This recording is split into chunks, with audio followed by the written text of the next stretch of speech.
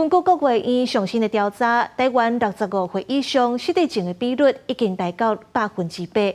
即马都有药房是加入照顾的据点，准备一个空间出来，让失智症的患者会当来遮上课，而且是量早发现问题，都会当量早治疗。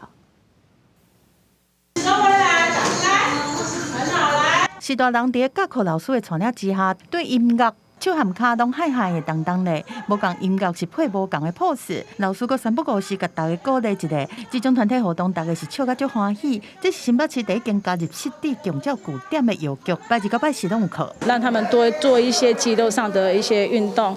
那其实最重要是让他们的心情能够愉快，然后不会觉得说做运动好像是一个负担，所以他们每次来的时候其实都很开心。台湾到2025年会变作4年会有较大的社会，失智的人口占的比例，当年拢一直增加。目前65岁以上的失智成行率已经有8%。各地政府嘛继续在加设失智长照据点。新北市政府邀请社区的商家和组织做失智长照据点，希望降低失智患者和家庭的负担。有师讲，应该会当来倒调药啊。有些失智个案，它会有一些症状发生，那不一定是因为本身的情况，有可能是它用药所产生的问题。然后我们药师可以就这个方式来做一个介入。